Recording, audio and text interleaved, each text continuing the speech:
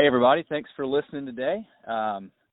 This is awesome because I've got Lisa Siegel on the phone, and Lisa's down in Fort Lauderdale, Florida, and her and her husband, Julian, own the Riverside Market Cafe, which has several locations now, and Craft Beer Cartel, and we'll talk all about what they do at both of these places. But I will just say this, that I have been to Riverside Market and Cafe. We filmed down there for our film series a few years ago, and the guy I work with on the film series and I still to this day talk about that trip and how it's one of the most memorable, unique, just incredible places that we've been, and the philosophies that have helped Julian and Lisa be successful are just inspiring and just so fun to listen to how they've gone about building this incredible business and really done it unconventionally and followed their guts and their instincts and with an incredibly optimistic, positive attitude all the time. And what they've done is fantastic. So, and that was just with one place that we went to, and they had one location. Now they've grown, and we'll talk about that today. So, Lisa, thank you. I know you've been under the weather, so even more thank you just for taking the time to do this. Oh, my pleasure. Thank you, Will. So let's go. Okay, get us started just a little bit. Let's dive back a few years and just kind of set up what happened that caused you and Julian to start Riverside Market and Cafe in the first place. Okay, so neither one of us were in the restaurant business. I was a school teacher. Julian was a developer, and we bought a piece of property. We bought some properties in the neighborhood that we lived in because we wanted the neighborhood to be better. It was one of those neighborhoods that was a little bit on the fringe, and we wanted to make get rid of some of that bad element. So we ended up, in the long story short, buying the two convenience stores that were in the neighborhood that brought in a bad element. And, drugs and all different kinds of things. And we put some high-end items in there, some craft beer, some things that we wanted to buy as a young couple with a young family, organic milk and whatever. And then 2007 hit, and we got crushed financially with the real estate burst. And we had two commercial buildings in a residential neighborhood that was almost gentrified. So we sold the business of one store, and then we had to do something with the other store, which we had just had shut down. And that was the crash of 2007 led to the birth of Riverside Market, because we couldn't go into competition with our tenants, which we leased the convenience store to, and we had to do something new and innovative. So we had all the cooler doors, and we said, we love craft beer, we love wine, we love great food. Let's put together a menu of things that we love, because we can't go out to restaurants anymore having two toddlers. And let's make a place for all of our friends to kind of hang out and buy some good beer and have pizza and let the kids run around and play and see what happens, because we got to do something. And that is how Riverside Market started, and it's definitely evolved from where it first started to where it is now. And we never had the expectations for it to turn into what it's turned into, that I would quit teaching and be full-time at Riverside, and that we would have a second location and be opening our third location, and then also be kind of like the craft beer, the first craft beer bar in Fort Lauderdale. That was never anticipated.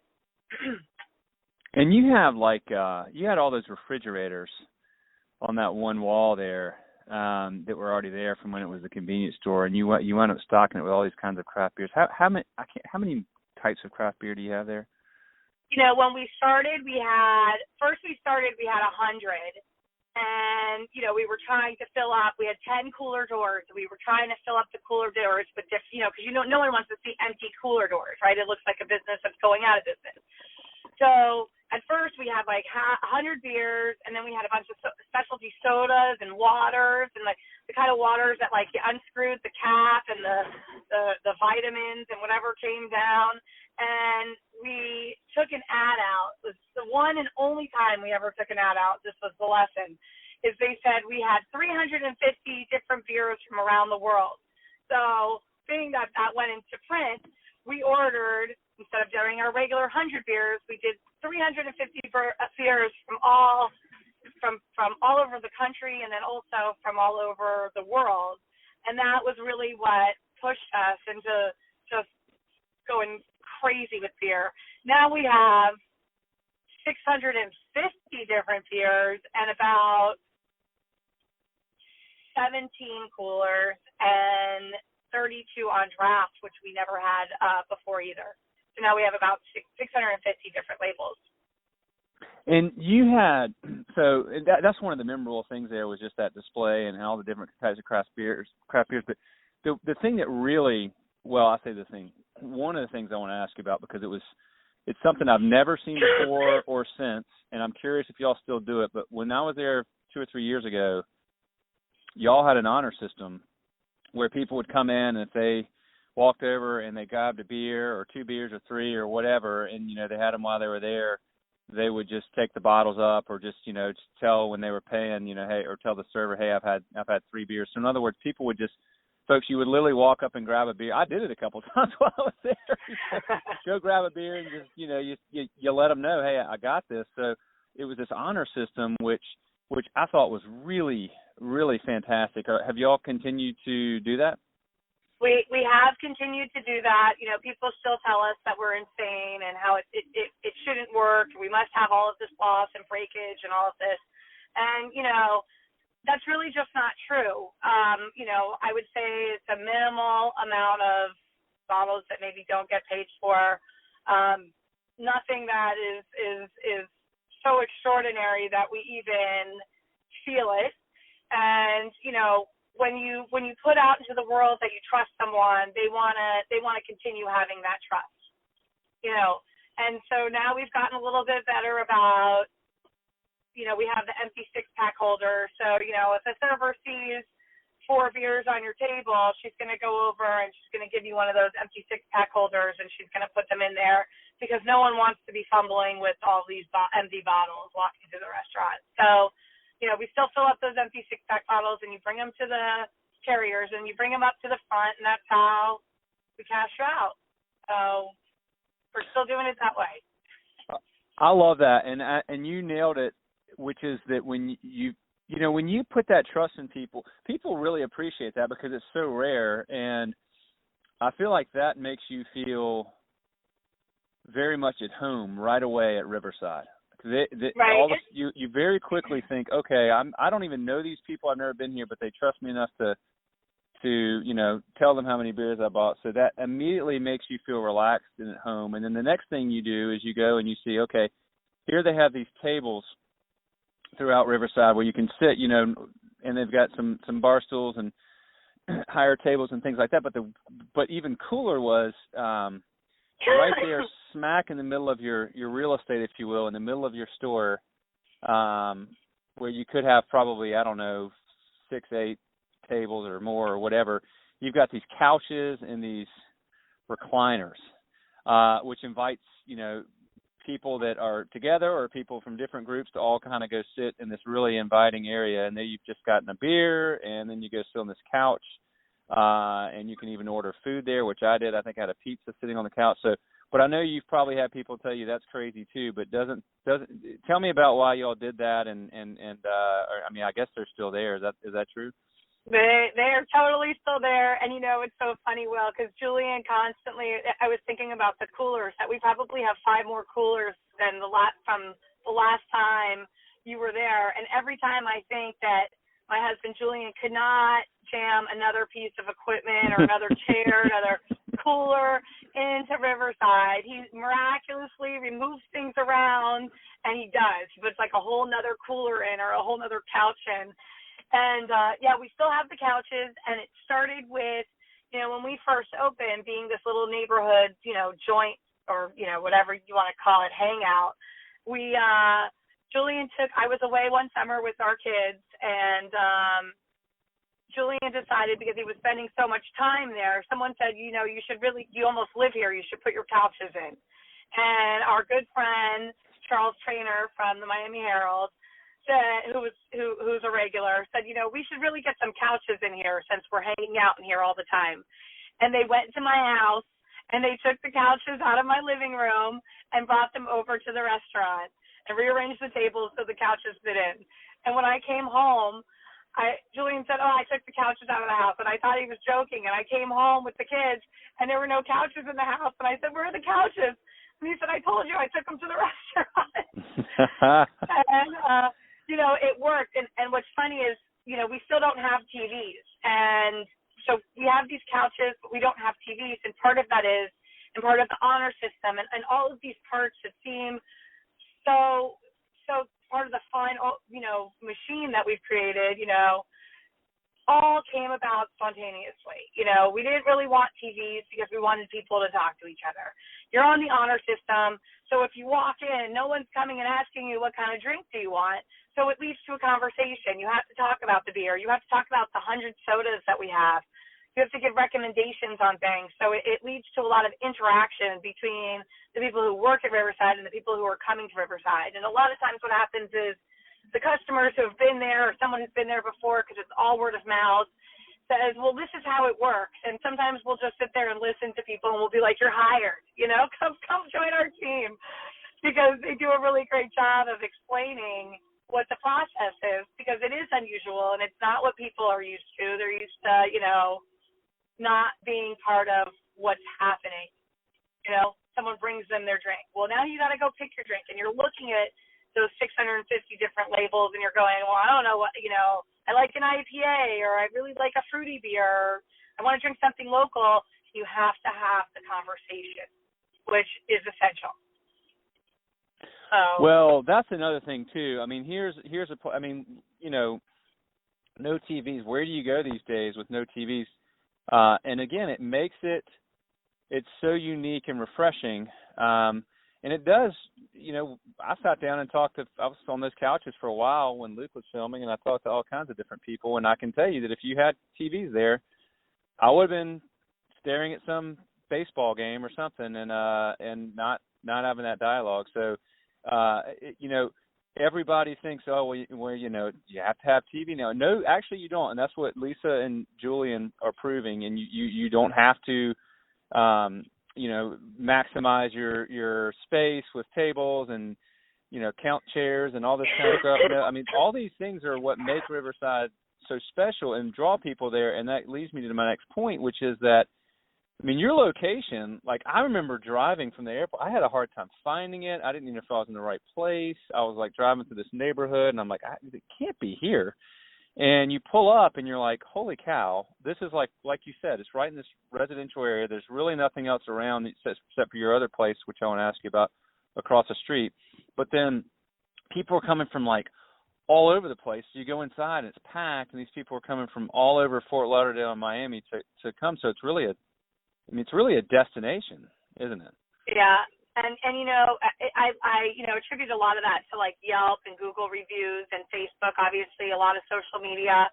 But it's amazing to me, especially, this week we have the boat show, there's a lot of international people in South Florida right now. And it's amazing to me with technology how people are finding us. Some guy came in the other day from New Zealand, and here he walked in with his luggage and everything. And he was here for the boat show. And I'm like, how did you even, find us? It was, strange to me. And he was like, oh, Yelp. Of course. So, it is in the middle of a neighborhood. And, originally it's funny because it is an old convenience store. It was that building was built back in the 1940s before we had, big grocery stores. And that was your mom and pop market. And we wanted to bring it back to that community-centric type of place, like in the 50s when you'd go pick up your milk and you'd meet your neighbors and sit and talk and, catch up on the daily news, so to speak, and I believe that we really have brought it back to that. You have a really inviting atmosphere, and I know that you've got, from what I recall, you've got a very extraordinarily diverse group of customers, socially diverse, culturally diverse, economically diverse, but they're all kind of hanging out. And having conversations and enjoying themselves. And I think the biggest thing is I always felt like it just feels like you feel at home. And y'all have created that. Right. You've really created that feeling. I mean, it's very rare. We still talk about it, several years later, because I think Luke and I, we both agree. It's just you don't find that really anywhere anymore. It's extraordinarily rare to feel that comfortable and that at home. So you really captured something special. Now, the one thing that when we were there is you all were saying, hey, we're thinking of expanding. We're thinking of a second location. And I was always curious, what would happen when you grew, and because you two were there a lot, and a lot of this revolves around, just you and Julian being there, and your personalities, and your hospitality, and all that. So, tell me what's happened since then, because I know you've opened Craft Beer Cartel. So tell us about that, and then you've got at least another one or two more Riverside. So, what's happened since then, and talk a little bit about your growth and what's come with that. Well, it's funny. It's actually really funny. I have to tell you this because, I use my Schedule 5 videos that you guys made. I use them as like an introduction for people to understand when they start working with us. And I make them watch all of the whole series, even the beef stuff that got cut. And I was watching the video the other day that you guys did, that you rolled, that Julian was talking about how we were looking for another location, but it can't be like a plaza. It has to feel right. And I was watching this whole thing, and I just kind of like chuckled to myself to think that was only like 3 or 4 short years ago. And now we have 2 more locations and opening up another one. It's very interesting, we kind of like, as you said, we do what feels right for us. And we were looking and driving around and trying to find another location. And of course, with the first one, it was really organic because we wanted to just make our neighborhood better. So finding another location was difficult because it didn't have that connection to who we were and like where we lived and whatever. And here was this guy that we played soccer with. Our kids played soccer together here on the in the city league, and they played soccer for all of these years. And the guy says to us, hey, I have this building that has a restaurant in it going out of business. You guys should really come in and take it over. It's turnkey. And we were like, well, I'm not sure. And then, of course, it was totally off the beaten path in the middle of nowhere.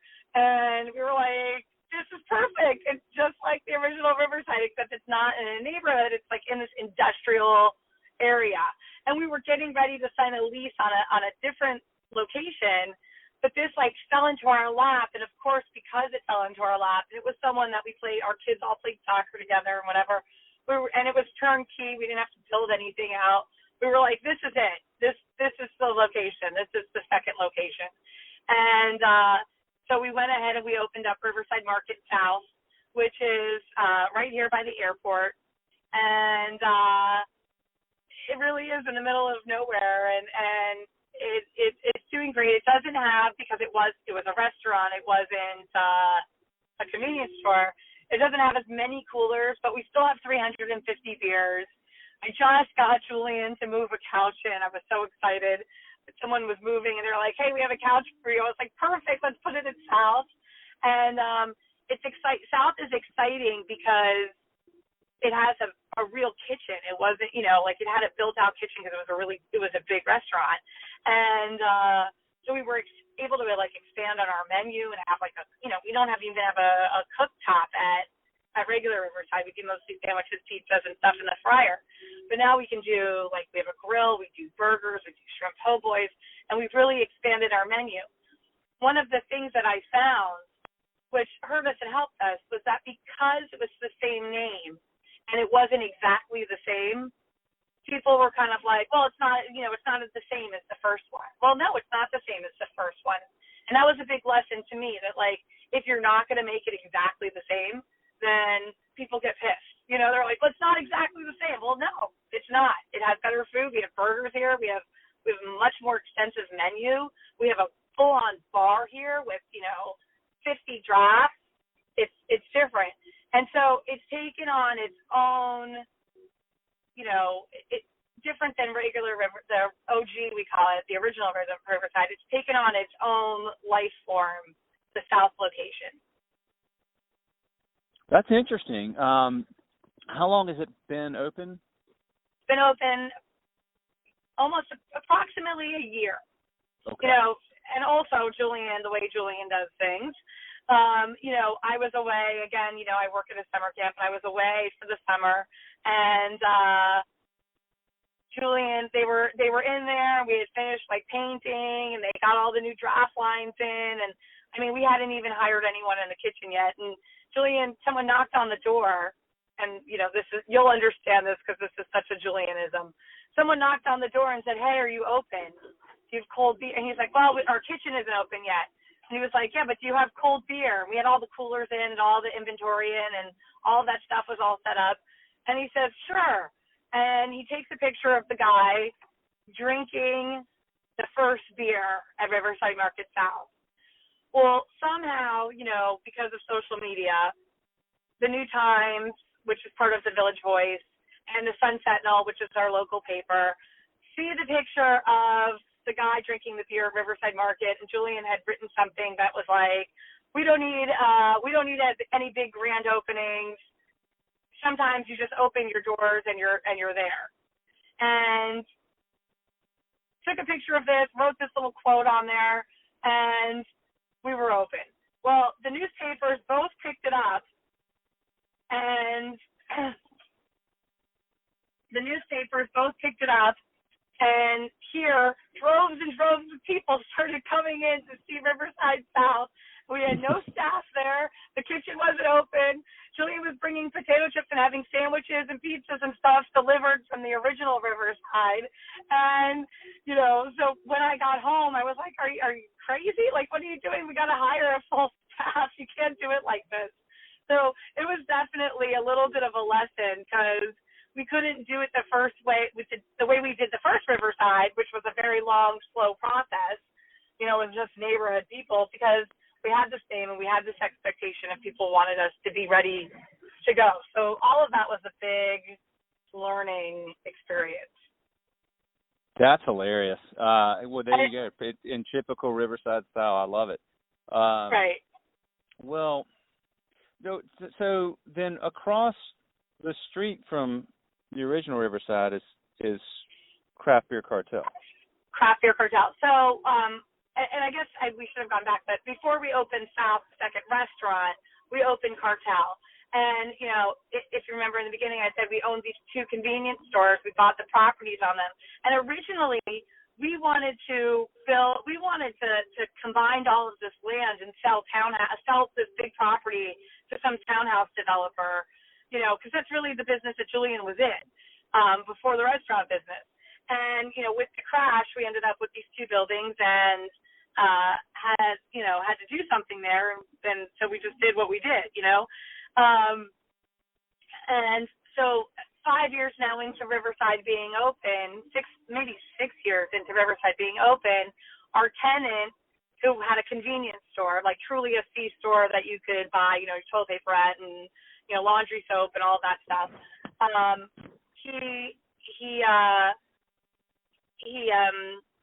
He decided that he wasn't going to stay there and not renew his lease, or we decided that he wasn't going to renew his lease. It was, a mutual understanding.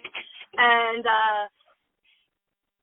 we were like, well, we have this building now, and we have this huge, big craft beer following, and Riverside has gotten so busy that we can't have birthday parties in here anymore, and we can't have, we were doing a lot of Beer 101 and teaching about beer and teaching about different styles of beer, and we had Julian's Beer Academy, and we couldn't do those things anymore because it was always loud, and there was always a lot of people at Riverside. So we were like, well, let's take the convenience store back and do all craft beer. And one of the other problems that we had was because with all of the coolers, people just wanted to sometimes come in and buy beer to go, which was fine. We could do that because we have a dual license. However, it made it really hard on our POS system and the people who are working in the front, because you can't charge the same retail price as you are charging someone who's taking that to go out on their boat or go out to some event or go to a football game or whatever. So we decided to make things easier on ourselves, and also have a venue to do our beer classes and events and meet the brewer, because beer is a culture. It's like a living thing that happens, and everybody, beer, people who brew beer and own breweries are like rock stars. Like, people want to meet them, they want to shake their hand, they want to hear their story, because they're really just normal, average people like us who love craft beer and love the craft that they're in, and they have a story to tell. And so we decided that all of those bottle caps that Julian was saving for all those years, we put them all down on the floor. People came in and laid the bottle caps down. We have over 200,000 bottle caps on the floor. We epoxied them in. And now we have a venue for our classes, our Meet the Brewer. You can buy beer 6-packs to go. We are the only home brew store in Broward County, so we have all the home brew equipment. So you can come in and learn how to make beer and buy the grains and the yeast and the hops, and go home and make your own beer. And then every quarter we have a homebrew competition where people come in and bring the beer that they made and sample it out to people, and they get feedback. So that's become like a really fun venue and to-go store. That's really cool. So you all are, you're staying busy. Are you still loving it as much as always? It's funny because South, we just went through a big transition at Riverside South. We've been open almost, just about a year, and we had some management changes. And, of course, because we're owner-operators, you can't just throw somebody in there and say, okay, you're the person that's going to go in. So Julian and I have been working a lot, especially since season has kicked off. And, Julian was opening the store and getting back to where we were 7 years ago when he was the only opening the store every day at regular Riverside. So it's a little bit humbling. It's a lot of work. I think that my kids said, Hudson said the other day, he's like, Mom, I don't even know what Dad's wearing today because I never see him anymore. Because those are those growing pains. And, I said to Julian, he was like, God, this sucks. And we were working we were always working a lot, but we were literally like turning the key. And I said, it's part of that growing process, and we have to love it and accept it and say it's going to be us that are going to sit here and open the store today, because that's where we are right now. And it's just what has to be done.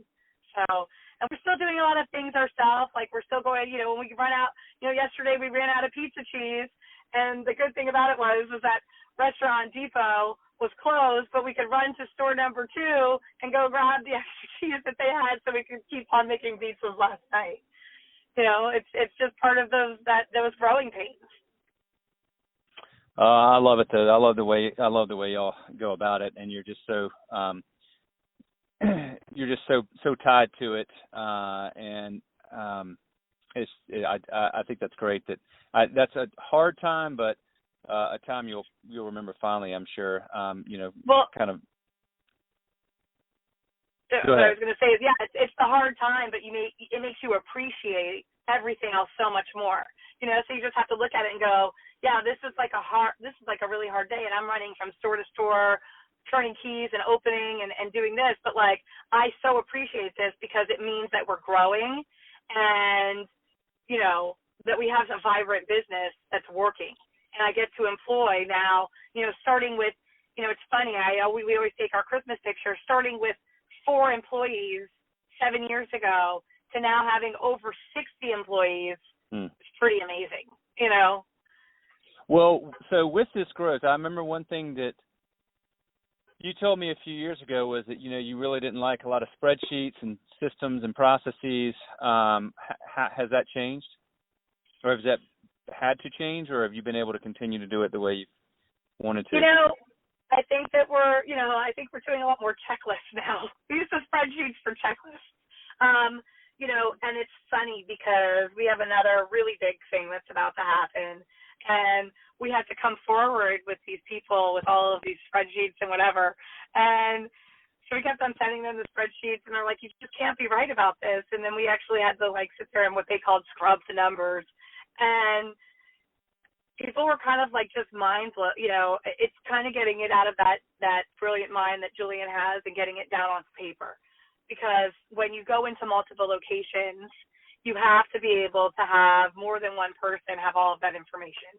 So we are getting better with that. Well, one thing that, I've referenced this, but I've always, I guess I think this way a lot too, and we kind of run our business unconventionally in a lot of ways as well. But you've had a lot of people over the years. I mean, you had by the time I was there, I'm sure it's happened more since then. Other restaurant people. I know even the guy who founded Subway. I know he passed away in the last year, but he was a regular. But you've had a lot of people say, Fred DeLuca. Yeah, you've had a lot of people tell you, hey, this is great, but you got to change this or you got to change that. Talk a little bit about that and how you've been able to, graciously say thanks, but no thanks. Right. We love getting, and even from our employees, our customers, whoever, we love the feedback, because there are things that we're not willing to change. And then there are some things that we say, hey, you know what, they've got something there, and maybe, we should look at that. So, especially because I think that we're such a community-based business, we appreciate when people say things. The TV thing kind of was like, no, and we have to explain it to them. Even at it's funny because at South, when we bought it, it was kind of like a bar with like a lot of TVs, and there are probably 15 TVs in our South location, and people are like, hey, can you turn on the game? Or, hey, can you turn on this? And we're like, no, the TVs aren't hooked up. They're like, well, why do you have all these TVs here? And I was like, well, when they gave us the keys to the restaurant, the TVs were in here already, so we just didn't take them down. And so it's funny. But we are always willing to take people's opinions and feedback, because it is important, and we see whether if it's worthwhile for us or not, and sometimes people have great ideas, and sometimes people it's just like, okay, thanks for your opinion, we appreciate it, but we're still doing it the way we're doing it, Well, I think that's great. I think it's great that particularly the things where, people are used to things being a certain way. So these couches shouldn't be here, or this honor system shouldn't work, or, you've got to have TVs. And I love that you've been able to hold on to, that's just not how we do things. And thanks for the advice, but, this is who we are. Because it kind of really helps you weed out maybe the people that aren't, the right customers, and really attracts the folks that will appreciate that even more, because they appreciate you taking a stand. And a lot of times in businesses don't take a stand, and everything kind of becomes the same. Whereas when you do take a stand, at least in my experience, you find that, that immediately kind of draws the line in the sand, and those that don't want to cross it, that's great. There are lots of options for them, but then the people that do are thankful to have something that they can kind of, call their own. And I know that your customers really do that. They feel like they're a part of what you're doing. Yeah, I'll give you an example of something that someone made a suggestion to us, and it's something that I knew that I had to do when we had to get there, especially with multiple locations, is, every time we design a T-shirt for sale, I always design it in the mind that, like, I want it for my staff, because we don't have uniforms. Our uniform is kind of like a Riverside T-shirt, but anyone can have a Riverside T-shirt, because we sell them. A beer shirt or like a concert shirt. And so, when we're really busy, you kind of don't know sometimes who works there and who doesn't. And so someone recently was like, with both locations, you really should do some branding and have a uniform, so people know who work here. Like, maybe it's just like your regular shirt that you do and it says like staff on it, or crew, or Riverside family, or RSM group, or whatever. And so that's the perfect example of a suggestion that, like, I was like, yes, I know that we have to do this. And that's something that we're working on right now. So I was happy for that feedback. That's awesome. Let me ask you something else. I know that I found to be really interesting is that, again, at the time you weren't advertising for job openings. Or putting a help wanted sign on the door or whatever. How are you still able to do that? I mean, I know obviously with the new location you would have had to probably put something out there, but talk about finding new people and how has that changed any since I was there? It's funny. A lot of I've just hired a couple of new people, just get some fresh blood in, and Julian's way is, someone will come in that's related to someone that knows someone that is a customer, and we still hire a lot of our customers, which is kind of funny because they love it so much they want to be part of it, which is cool. We love that. But recently, I've just hired some people that I found on Indeed, and because there's a lot of people that have craft beer knowledge that, may not have restaurant knowledge, but have craft beer knowledge. And that's so much part of what we do that I've just hired some people. And I've really taken over all of the hiring now. So Julian now knows, you can give someone the paper that has a job employment application, but he can't just hire the friends of the people who are friends with someone who works here. He can give his recommendation, but I've really kind of taken control of that.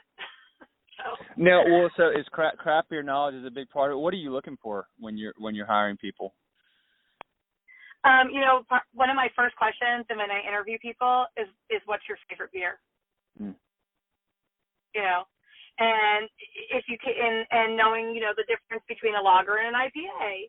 And, not that you have to be a beer proficient with your knowledge, but you have to have some knowledge because there's a lot of product out there. Aside from the restaurant side of it, it's that 650 different beers. What do you know about our local markets? What do you know about craft beer?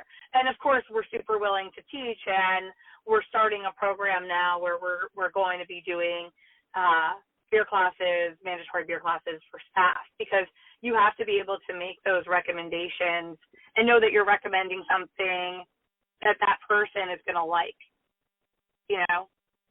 Sure.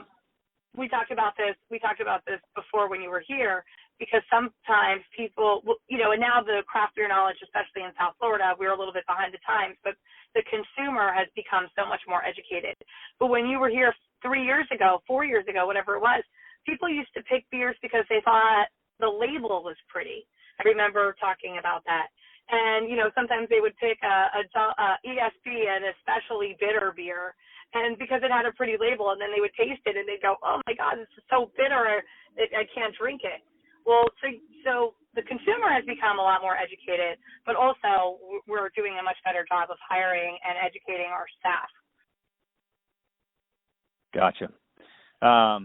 What a couple more things I want to ask you about. One is, what's been the biggest surprise to you since you all got into this business several years ago? The biggest surprise or the biggest lesson was when we opened South, that people were so discerning. They just felt so much more allegiance and more comfortable at the original, and weren't as, open to the new store. It just didn't feel as homey or whatever to them. They just liked the original one more. That was a huge surprise. And what's happened, this is very interesting also when you look at the customer demographic, is more people, we're seeing a little bit of a split. We still get that complete mix at regular Riverside, but at the original one, we get that big mix.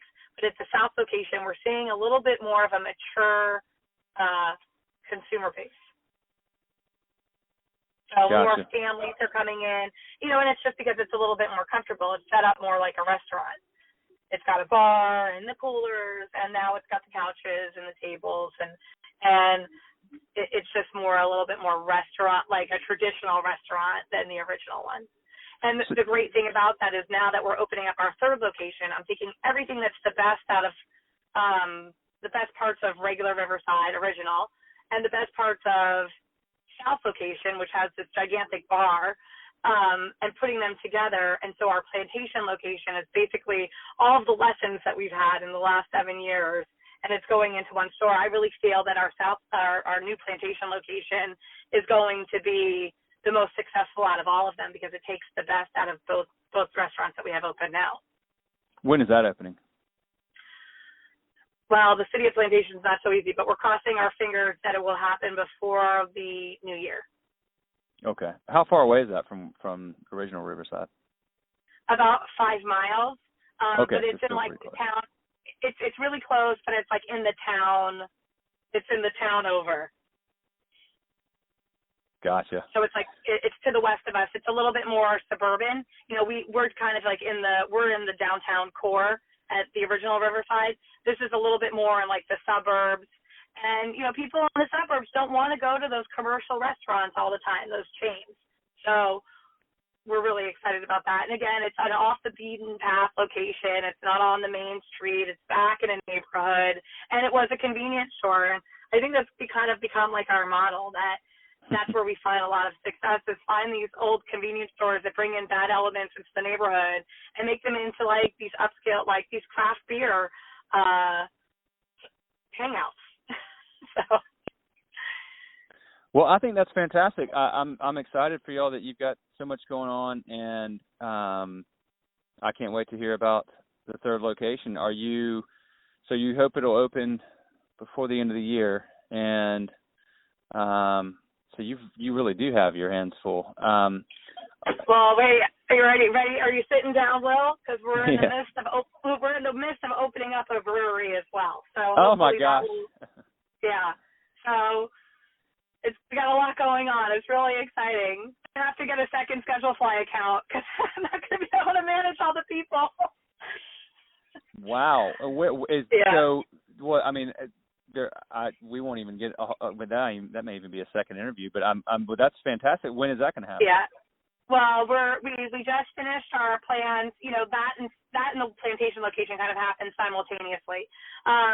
We just finished our plans. We've been approved for a site location by the city. We have the building. We have, you know, just like you say, we do things unconventional. I mean, maybe that should be our tagline. We bought the equipment first.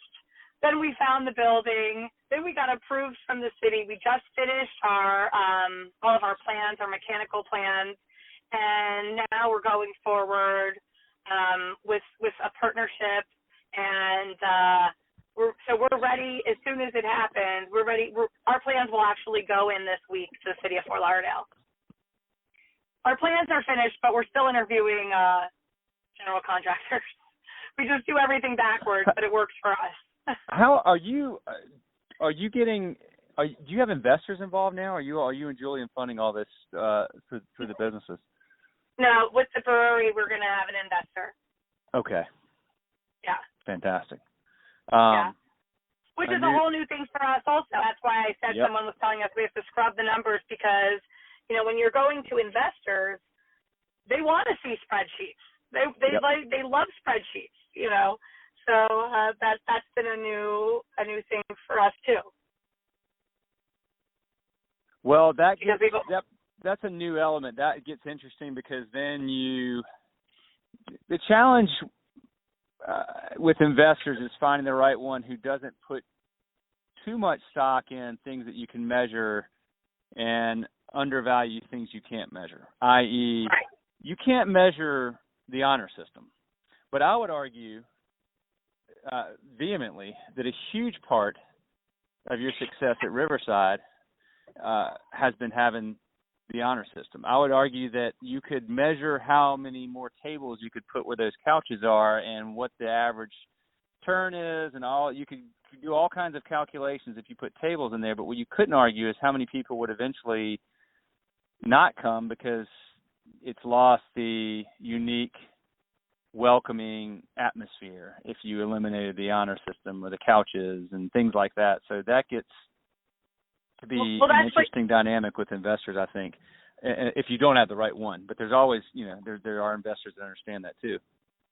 Well, that's the whole thing is that you know, I think that, and with the investors, you know, you have to find someone that kind of understands the unconventionality of who we are. And so we actually have, you know, and they're like, and they very clearly have said, we don't understand anything that you do, but we know that it works. So we're, you know, and we know that you're going to make it work. So it's, and, you know, we have that sink or swim kind of philosophy. Like, you got to go hard or go home. So we're just going for it. I just pulled up to South and Justin's running South now. So. Well, that's fantastic. I mean, I think if you had somebody 7 years ago and you said, here's what we're going to do, we're going to turn this into this hangout, this cafe. We're not going to really have a full kitchen, but we're going to serve food and pizzas. We're going to have all these craft beers. We're going to have this honor system. We'll throw these couches in here. You know, and you kind of laid out all the stuff that y'all have done. People would have been like, no way.